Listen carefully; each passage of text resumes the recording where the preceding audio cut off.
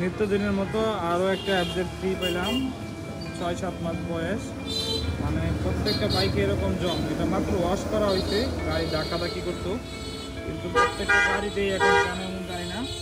এটা আপনার যে কোনো ব্র্যান্ডের ক্ষেত্রে, শুধু যে ইয়ামাহা এমন না, শুধু যে সুজুকি এমন না, এমনকি হিরো এক্সট্রিমের মধ্যে পালসার M60 সব বাইকের মধ্যেই এখন এই জংয়ের অবস্থা খারাপ। মানে এখন এমন হয়েছে অবস্থা যে বাইকাররা মানে কোন ব্র্যান্ডকে বিশ্বাস করবে এটা বলা যায় না।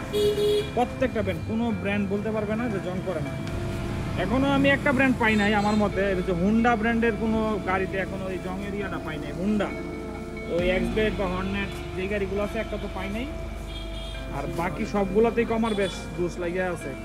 তো আপনারা অবশ্যই বাইকটা সবসময় ওয়াশ করে রাখবেন। ওয়াশ করে রাখলে কি হবে, এই জিনিসটা পড়ার সুযোগ পাবে না। একটু জং দেখলেই এটাকে যতটা সম্ভব মুছে ফেলার চেষ্টা করবেন, এবং এই ক্ষেত্রে আপনারা মাঝে মাঝে টাঙ্কিটা সার্ভিস করাতে পারেন।